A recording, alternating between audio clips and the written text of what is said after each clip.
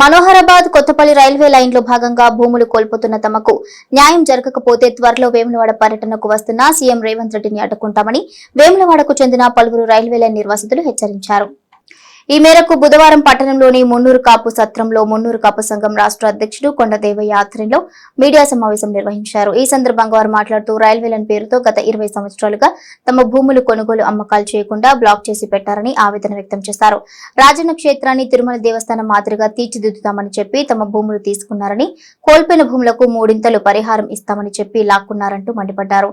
ఇదే విషయంపై ప్రస్తుత ఎమ్మెల్యే ఆది శ్రీనివాస్ వద్దకు పలుమార్లు వెళ్లినా డబ్బులు లేవని, తప్పకుండా న్యాయం చేస్తామని అంటున్నారే తప్ప న్యాయం చేయటం లేదని వాపోయారు. ఎన్నికలకు ముందు సీఎం రేవంత్ రెడ్డి ఇక్కడికి వచ్చి రైల్వే బాధితులకు, మిడ్మానేరు బాధితులకు న్యాయం చేస్తానని హామీ ఇచ్చారని, వారు ఇచ్చిన హామీ మేరకు సీఎం వేములవాడకు వస్తున్న నేపథ్యంలో స్థానిక ఎమ్మెల్యే తమకు న్యాయం చేయాలని, లేనియెడల సీఎం రేవంత్ రెడ్డిని అడ్డుకుంటామని హెచ్చరించారు.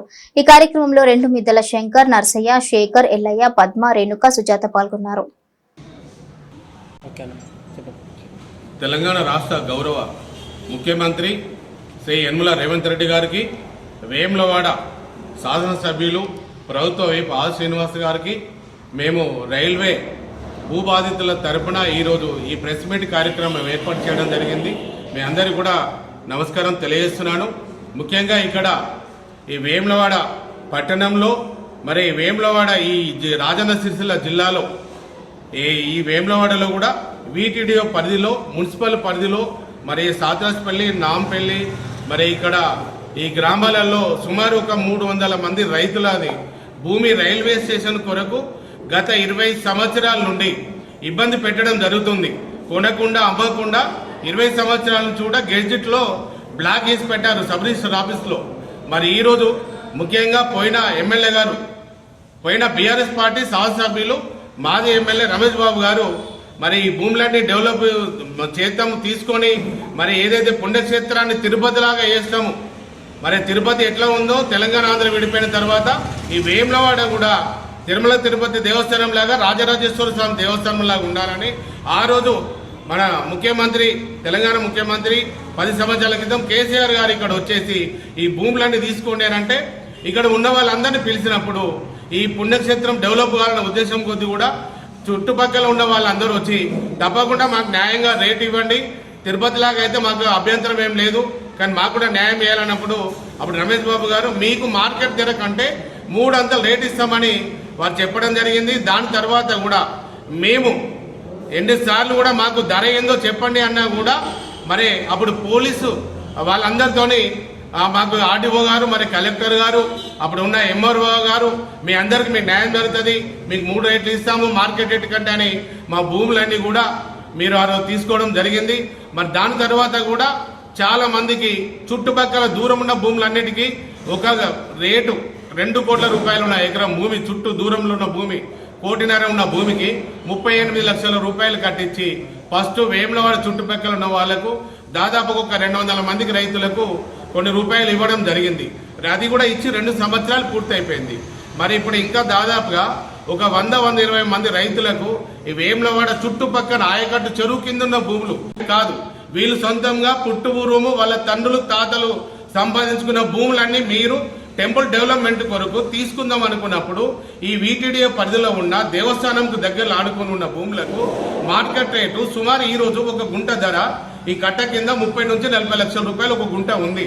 మీరు 38 లక్షల రూపాయలు ఒక ఎకరం ధర నిర్ణయం చేసి మీకు డబ్బులు ఇస్తామని చెప్పేసి అని మరి దాన్ని కూడా ఇప్పటి వరకు 2 సంవత్సరాల నుంచి కొంతమందికి ఇస్తే వాళ్ళు దూరంలో భూములు కొనికి వాళ్ళు తృప్తిగా ఉన్నారు. ఈ రోజు ఇక్కడ ఉన్న రైతులందరూ ఎంతో ఇబ్బందికరంగా ఈ రోజు వాళ్ళ పిల్లలు చదువుకోలేని పరిస్థితిలో ఉన్నారు, వాళ్ళ ఆడపిల్లలకు పెళ్లి చేయలేని పరిస్థితిలో ఉన్నారు. ఎంతో మంది చదువుకొని బాగుపడే పిల్లలందరికీ 20 సంవత్సరాల నుంచి కూడా ఈ రోజు భూమి గెజిట్లో పెట్టి అమ్మకుండా కొనకుండా వేసి రైతుల జీవితాలతోని ఉన్న ప్రభుత్వం ఆడుకుంది. మరి ఇప్పుడు కాంగ్రెస్ పార్టీ కనీసం న్యాయం చేస్తుందని ఇక్కడ వేములవాడలో మా రైతు బాధితులందరూ కూడా ఆది శ్రీనివాస్ గారికి ఎమ్మెల్యేగా వారికి అవకాశం ఇచ్చి ఓట్లేసి గెలిపించినారు. మరి వారి దగ్గర కూడా చాలా రోజుల నుంచి కూడా తిరుగుతున్నారు. మరి వారేమంటున్నారు, ఆ డబ్బులు లేవు, వస్తాయి తప్పకుండా ఇస్తాము, న్యాయం చేస్తాం అంటున్నారు. మరి ఈరోజు మేము ఒకటే ఈరోజు కోరేది, ఏదైతే రేవంత్ రెడ్డి గారు మరి ముందుగా ఎప్పుడైతే ఎన్నికల ముందు వచ్చి వాగ్దానం చేసి ఈ టెంపుల్ డెవలప్మెంట్ చేస్తాము, ఇక రైల్వే బాధితులందరూ న్యాయం చేస్తాము, ఈ మిడ్ బ్యానర్ బాధితులందరికీ న్యాయం చేస్తాము, ప్రతి ఒక్కరికి న్యాయం చేస్తామని చెప్పినారు. కాబట్టి ఆయన ముఖ్యమంత్రి అయిన తర్వాత మళ్ళీ 22 తారీఖు నాడు ఇక్కడ వస్తుండని మా అందరికీ తెలిసింది. ఈ రోజు నేను హైదరాబాద్ నుంచి వచ్చిన తర్వాత మొత్తం రైతులందరూ నా దగ్గర రావడం జరిగింది.